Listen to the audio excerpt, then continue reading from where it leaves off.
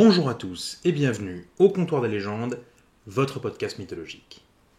Aujourd'hui, nous repartons dans le Grand Nord pour aborder la saga ultime, la toute dernière bataille, celle qui plongera l'ensemble des mondes dans l'ombre de la guerre, le Ragnarok.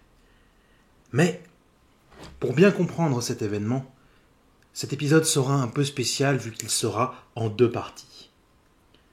Dans celle-ci, nous étudierons les causes du Ragnarok, les prémices et les signes qui ont précédé l'événement. Les frères se battront contre les frères et se mettront à mort. Les parents souilleront leurs propres couches. Temps rude pour le monde, adultère universel. Tant des haches, tant des épées, les boucliers seront fendus. Tant des loups, tant des tempêtes, avant que le monde ne s'effondre.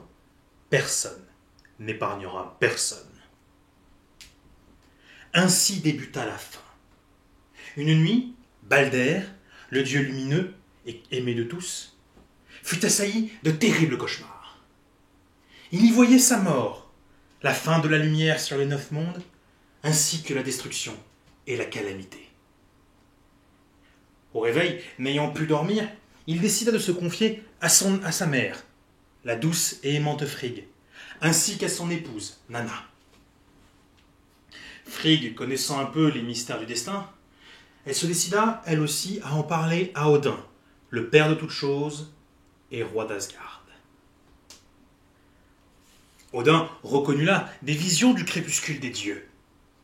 Lorsqu'il l'évoqua devant son épouse, Frigg se figea de terreur. Elle aimait tant Balder, et les mondes l'aimaient tant, qu'il y était inimaginable qu'on puisse lui en vouloir. Aussi se décida-t-elle de l'en protéger. Frigg se mit en quête de faire prêter serment à toute chose, vivante ou non, de ne jamais faire le moindre mal à Balder. Bien évidemment, les peuples, hommes, elfes, nains et même Jotun acceptèrent. Les plantes, les bêtes, la pierre et même le métal prêtèrent serment. Il n'en fut qu'une seule que Frigg oublia. Le Gui, qu'elle jugeait trop innocent et trop inoffensif pour représenter un quelconque danger. Loki, qui espionnait depuis longtemps Balder et les siens, avait suivi Frigg et était au fait de tout ce qui venait de se passer. Il ne lui restait plus qu'à ourdir un plan pour assouvir sa vengeance, sa vieille rancune envers les dieux. En Asgard, tout le monde était soulagé d'apprendre que Balder était désormais sain et sauf. On organisa même de grands jeux et des concours pour le démontrer.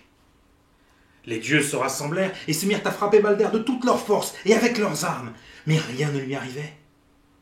Les flèches déviaient de leur course et les épées rebondissaient contre son torse. Même Thor et le puissant Mjolnir ne pouvaient rien lui faire. Mais, dans un coin, loin de la foule, se tenait Oder, le dieu aveugle. Frère de Balder et ami de ce dernier, il avait toujours pu participer aux jeux et concours malgré son handicap qui était organisé par les dieux, et ce grâce à Balder. Cependant, aujourd'hui, celui-ci était si entouré que Oder ne pouvait se faire entendre, ou même l'atteindre. « Pourquoi rester dans ton coin, Oder ?» fit Loki d'une voix mielleuse. « Pourquoi ne pas t'amuser avec les autres ?»« Sans Balder pour m'inviter, il ne me laisse pas passer. »« Mais ce n'est pas un problème, ça. Viens, moi je vais t'aider. » Et Loki annonça d'une voix forte que Oder souhaitait aussi participer. Il lui donna un arc et une flèche et dit qu'il allait le guider. Oder tendit le bras alors que tous les dieux s'écartaient et que Balder se prêtait au jeu. Là, Loki le guida. Encore un peu à gauche. Là, c'est parfait. Oder lâcha la corde. Le Gui siffla à travers l'air et transperça le cœur de Balder d'un seul coup. Le dieu s'effondra et il y eut des cris. Odin demanda ce qu'il se passait, si son coup avait marché, si les gens s'amusaient. Et lorsqu'il reconnut les cris, il comprit. Il venait de commettre l'irréparable. Loki s'était enfui. Odin fut condamné à mort, bien que cela n'attriste tous les dieux. Lorsqu'on plaça Balder sur le bateau qui lui servirait de bûcher funéraire, son épouse, la douce Nanna, refusa de l'abandonner et monta à bord avec lui. Thor poussa le bateau pour le mettre à la mer, mais il était si lourd des cadeaux, des innombrables cadeaux que les peuples lui avaient faits, qu'il dut y mettre toute sa force pour réussir à le pousser. Les flèches enflammées des Valkyries s'élevèrent dans le ciel et embrasèrent le navire, offrant ainsi à Balder un dernier voyage vers le Helheim. Odin parvint à conclure un accord avec Hel, la déesse des morts. Si l'ensemble de la création, l'ensemble du vivant, pleurait la mort de Balder, alors Hel accepterait de le rendre à Odin. Le Père de toutes choses envoya des messagers parcourir les 9 mondes, et évidemment, tous pleurèrent la mort de Balder. Tous, sauf un géant, qui, lorsque le messager vint devant lui répondit « Pourquoi pleurerais-je Balder ? Tout le monde ne pleure pas la moindre plante qui vient à périr, le moindre animal qui vient être chassé. Alors pourquoi pleurerais-je un dieu en particulier ? Non, pour Balder, je ne pleurerai pas. » Ce géant, c'était Loki, déguisé. Et lorsque les dieux l'apprirent, leur colère ne fut que plus grande. Furieux, les dieux se lancèrent ensuite à la poursuite de Loki. Ils le retrouvèrent en compagnie de sa femme, Sigyn, et de ses 2 enfants, alors qu'il s'apprêtait à quitter Asgard. Capturé, ils l'enfermèrent dans une caverne. Rongé par la douleur, Odin transforma l'un de ses fils en un loup vorace et le fit dévorer le second. Puis il utilisa les entrailles du cadavre pour ligoter Loki sur une pierre, avant de placer un serpent au-dessus de sa tête. Le serpent se mit à cracher son venin, qui brûla atrocement le front de Loki.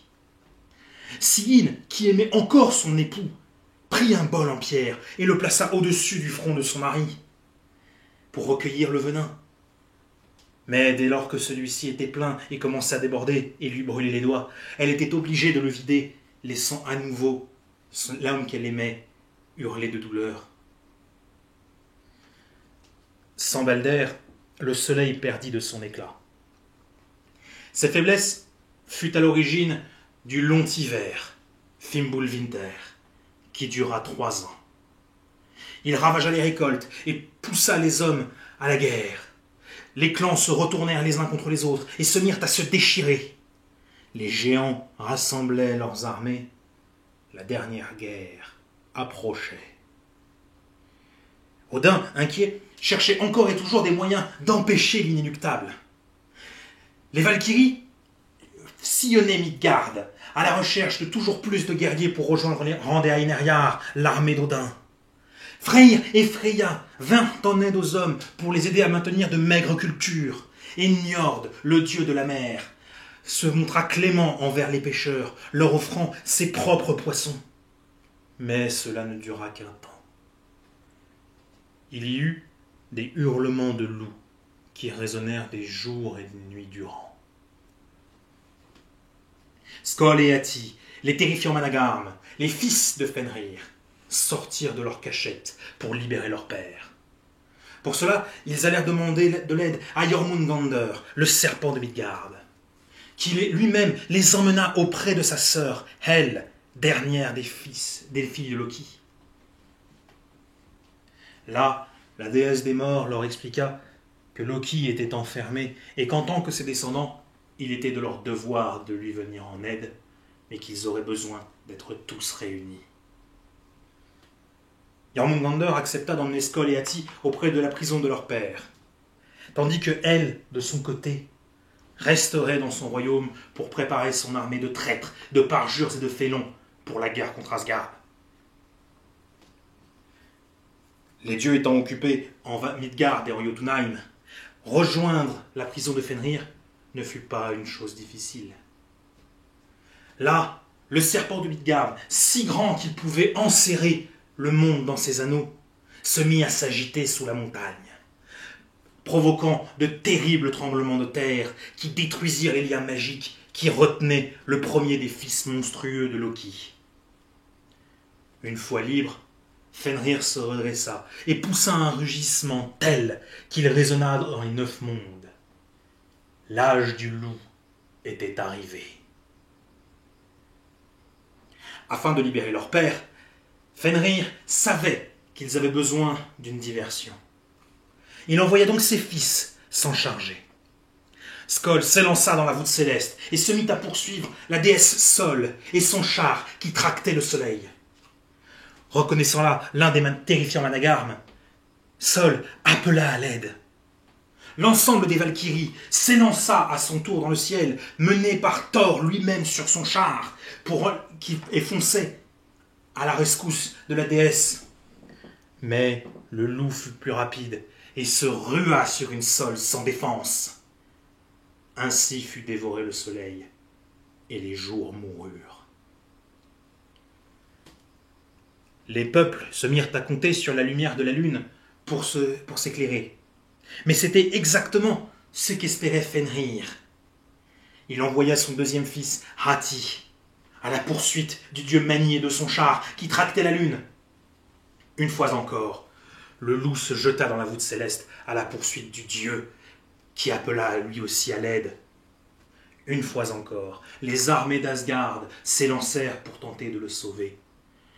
Mais une fois encore, le loup fut plus rapide et se rua sur le dieu sans défense. Ainsi fut dévorée la lune, et les nuits moururent.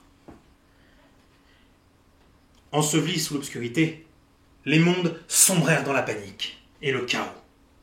Les géants se lancèrent à l'assaut de Midgard afin de rejoindre le Bifrost, le pont arc-en-ciel qui menait à Asgard, écrasant tous les humains qui se dressaient sur leur route.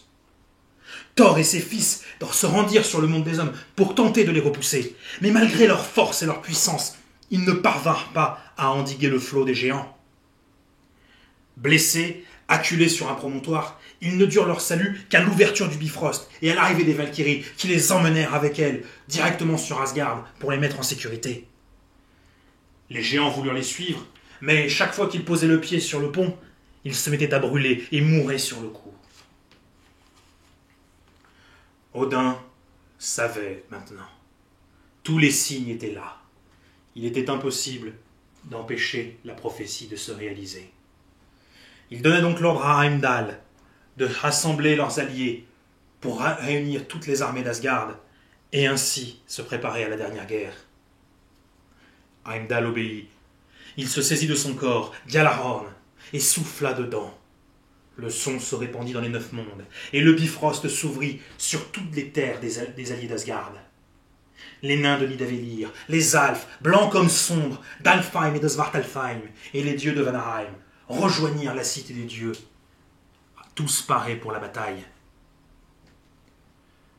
Odin décréta que ce soir-là, il n'y aurait ni pleurs ni peine. Un grand festin fut organisé, et tous furent conviés à y participer. On y but et on y mangea jusqu'à s'effondrer. On y chanta aussi bien les périodes glorieuses passées ensemble que les moments difficiles. On se réconforta et on se donna du courage, sachant que tout allait bientôt se terminer.